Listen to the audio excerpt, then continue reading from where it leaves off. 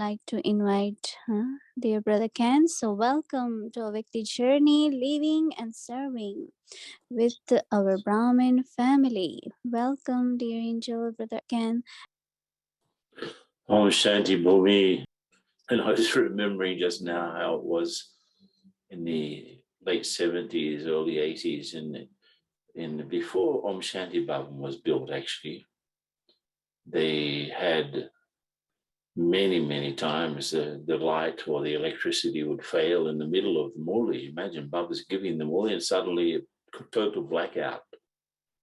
It was very frequent. It was very irregular. And of course, Baba would say things like, was everyone stable? You know, the connection was lost. Was everyone stable? Because in fact, we should be with Baba anyway, no matter what goes on. So we should be prepared for anything. And I love this idea from the extract of the Murli that you just played. Baba wanting us to become the image of experience with special attention on becoming full of light and full of might, knowledgeful and powerful. And he was indicating that we have to have that sort of powerful stage in Amrit Bela to spread this atmosphere. And he gave Brahma Baba's example, how he used to do it. So, of course, this whole question of getting along with others, serving and living with others, if I have a very sort of deep sense of the importance of quality meditation, especially with Amrit Bela, I can go beyond all of the little things that may get in the way. I can go beyond people's defects. I can go beyond my own limitations. And I'm sure all of you, like myself, in the pandemic, we had long periods of just being alone, basically, because we couldn't go to centers, we couldn't interact with other Brahmins except online. So and most people had to work from home. I'm not saying everyone, but most people had to work from home. So it was a fantastic opportunity to see the changes that I need to make in my stage and to create a foundation for the rest of the cycle. So it was like a space that we gained, according to Drum, to work on ourselves, and especially to develop a stage that is beyond other influences of other people's negativity. Yeah, that's what gets us down, these sanskar clashes that come up. It's because I haven't created a stage that's sufficient enough to withstand all of the negative things around us. So creating and sustaining a foundation in yoga, especially at Amrit Bela, is absolutely crucial to me having such a stage that I can get along with everyone, whether they are Lokip people or Gyani souls. I can get along with anyone, because now I'm creating the foundation for now, of course, for the confluence heat, but I'm creating a foundation for the rest of the cycle. I have to learn how to go beyond all of the different influences and come back to the essence of my original state. And today I've been thinking about this sort of tapasya that Baba wants us to have. I was already thinking about it, and then this extract of the Murli made it even clearer, that I've got everything to gain and nothing to lose if I really concentrate, as Baba said, pay attention to becoming master, ocean of knowledge, master, knowledgeful, master, powerful. So I have to have a sort of tapasya, that sort of intense meditation.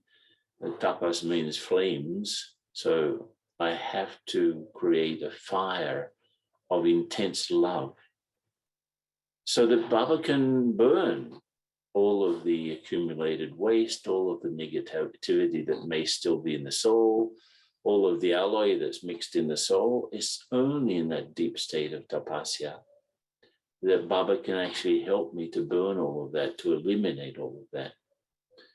And it's actually this inner burden that prevents me from having a flying stage. It prevents me from ultimately getting to my karmatit stage. So most of us are carrying within us still some pain from the past, some suffering from the past. Something has left a mark in us. And the mark may not be very clear what exactly it was, but there's some sort of an old wound in the soul from way back, from other births even. I can recognize the causes of any suffering or sorrow or difficulty in relationship in this life. And I may have taken, and this is the whole thing of getting along with others, all of us, we can ask ourselves, if we've taken sorrow from anyone or in any situation. I remember we had I'm talking about maybe 15, 20 years ago, we had a big retreat. I'm back in Brazil, by the way. I came back today, this morning. And of course, I'm in 2 hours later than New York. So it's getting late here. But I remember maybe 10, 15, maybe even 20. I can't remember exactly when it was. But in a retreat with Brahmins, there were about 500, 450 a retreat with our students, and I asked the class if they have suffered from anyone that they've been with in the confluence age, and that specifically means any other Brahmin. It seems like we have more accounts with other Brahmins than we have with their Lokiks, though some people have strong accounts with their Lokiks also. And I asked them if that was so, if the people from whom they've most suffered was another Brahmin. And 70% of the people put their hands up. And then I asked, okay, is that person still in the room from whom you've suffered? And of course, they didn't put their hand up in case the person was sitting there, right? So I can understand and recognize any causes of things from this life. I may have, and this what makes our relationships with other more difficult, I may have taken sorrow from someone who's still around or has been around recently. And taking sorrow, as Baba says, I have the option of not taking sorrow. The situation presents itself, but I still have the option of rejecting whatever people are trying to give to me in the way of suffering. In fact, a very good translation of Duk that Baba's talking about is a sort of a state of dissatisfaction that nothing you do can actually help you to overcome that. So it's such a state of sorrow that that nothing you do can make you happy. Unless we come out of that, then some sort of suffering or the other will continue. So there may be maybe I have been able to figure out exactly why there's some difficulty in a relationship with some other Brahmin, because this Dana-based leadership is about getting on with Brahmins more than anything. So if I've taken sorrow from another Brahmin, let's say, whatever something they've done or said affected my inner state, affected my emotions, and let's say I've been able to figure it out, but then again, maybe I've just swept it under the rug, just trying to ignore it, trying to move on without actually solving it, right? So this is where tapasya comes in. We can burn things without even knowing exactly what they are. If I go into a state of deep fire of love for Baba, and then naturally I become this master knowledgeful and master powerful, I become someone who's spreading the light and might into the atmosphere. And by doing that, anything that was creating some sort of a discomfort for me or for anyone else connected with me, that starts to get sort of burnt away. So we can solve karmic situations by burning the sanskars that makes those karmic situations possible, makes them exist even. So if something still exists, there's still some sort of difficulty, some sort of suffering, some sort of give and take of sorrow. Maybe it is from a previous birth that I don't even know about. But if there's something, it's in my sanskars. So there are some sanskars in the other soul that are interacting with some sanskars which are in me.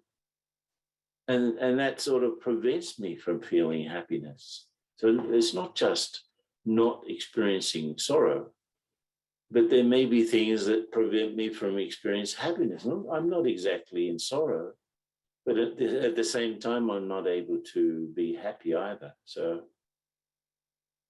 I have to become more pure and more powerful, more light, more understanding and more power, more yoga with Baba. But it's actually any carelessness and especially carelessness exists because we have low self-esteem. Why don't I organize my time to make the best of it? Why don't I organize my Amrit Vela so that I'm completely powerful, so that I can be, as Baba says, and one of the reasons why we don't organize ourselves is because we don't have the self-respect necessary. So it may be that I'm betraying myself. Certainly, if my true self is one thing, and what I'm able to be, what I want, what I can be, are different from what I'm able to be. My potential is there, but there may be a difference between what I can be and what I want and what I actually am, what I'm able to. So all of these, whatever the situations that I have that have created some sort of a difficulty with others and makes, getting along in service difficult. There's one virtue that Baba talks about so often, it came up recently also in Avyakti Parivar, is the question of forgiveness. So this is my inspiration for today in this whole idea of living and getting along with others, working with others, especially other Brahmins within the Brahmin family. I need to know how to forgive. And it's interesting, I don't know how it is in Hindi, but in English, it's two words, for and give. So I have to work on forgiving everyone and everything that I have to forgive, including myself. And this is absolutely essential if I want to be able to move forward easily and freely. I'm not with that burden anymore. And again, today I was remembering that Morley, I looked it up where Baba was saying he was comparing us with birds in a tree that I mentioned a couple of days ago. And Didi also mentioned, she's talking about the parrot.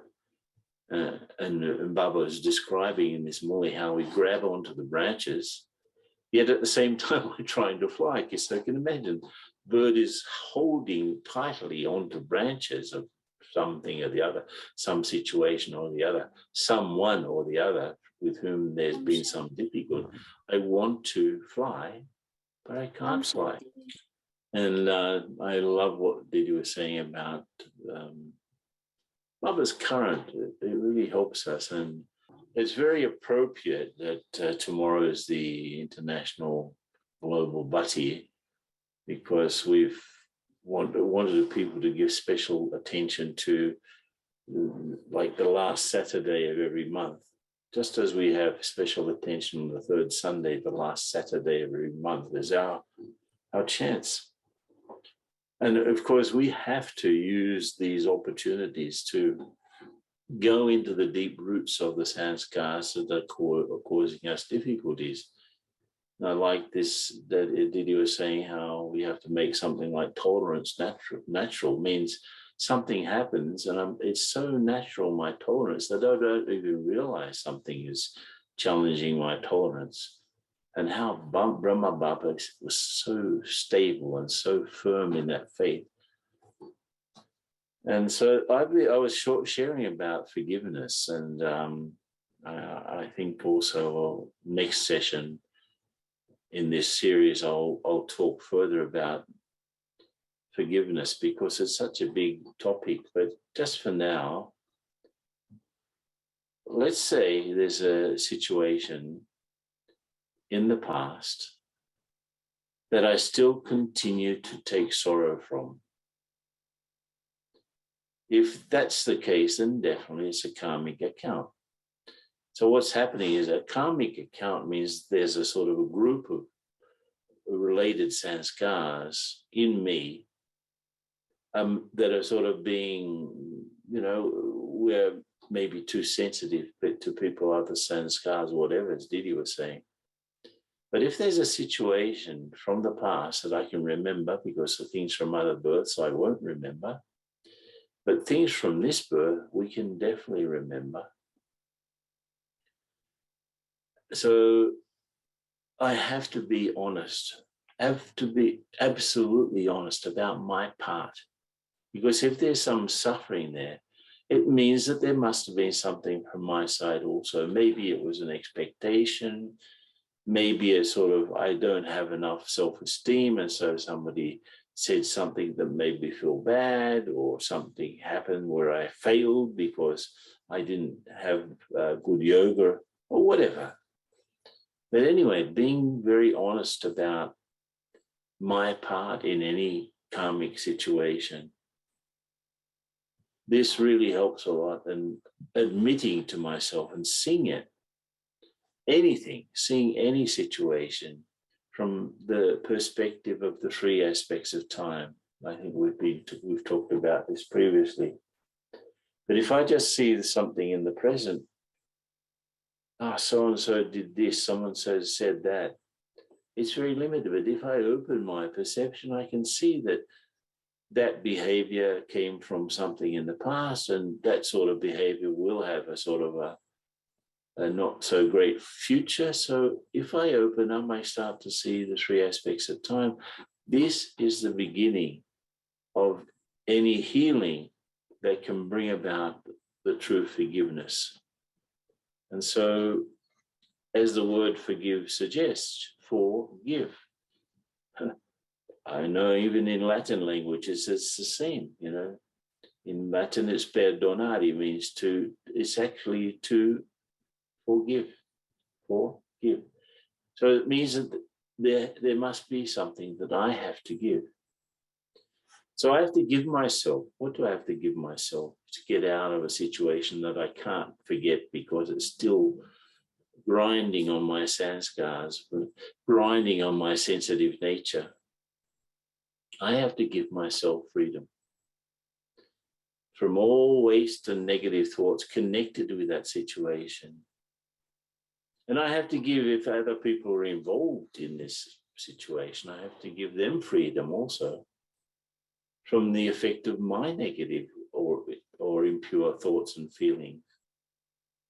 And in this, I have to, Baba's Karan Karavanhar, Brahma Baba is the great example of stability. He would not be affected by other people's sanskars. And how did he do that? He aligned his feelings with Shiv Baba's feelings. If you could talk about it, if God feels or not, he's the absolute essence of mercy, the absolute stable one, the absolute knower of everything. Of course, he won't be affected by any scene of the drama. So I have to become like Baba. How does Baba see me? How does Baba see that other person or people that are involved in the situation that made me suffer? How does Baba see me? How does Baba see the other one? And he will always say that it doesn't matter how the other person is or whatever they do. I have to be the complete donor. I have to be completely benevolent. So it doesn't matter how, whatever people do or say. What matters is that I maintain the highest feelings of benevolence towards everyone. There's actually nothing more important than that. Therefore, a good exercise for tomorrow, since it's a global Batian, will be in deeper silence. Make a list of the people and situations that are still causing some negative feelings in you. And of course, maybe I've done something towards them. So maybe people are trying to forgive me or forget me because of my own behavior. If I've been bossy or harsh with people in the past, that has hurt people's hearts. And so there may be something in me. If I change, really, if I change, then when and if they think about me, they'll get a different response. If I don't change and they think about me in a negative way that I've done something that I need to be forgiven for, they will continue to think about me in the old way. It's really a subtle thing. If I clean myself, I have a good chance of whenever anyone think of me, they also have good, clean feelings towards me. So let's make a list of people that there are situations that I'm trying to forgive or forget, and also maybe things that I've done also that people have to forget and forgive me. Whatever there is, there's something in the situation that will stop me from progressing. So tomorrow, let me sit with Baba and together with him go through this list, invoking his highest feelings, invoking his perception of things, and let me use his sakash to burn the seeds of such feelings. So these are some thoughts for tomorrow. Next time I'll be talking more about forgiveness. It's such an important thing in getting along with others. So Om Shanti, let's have some meditation to finish off.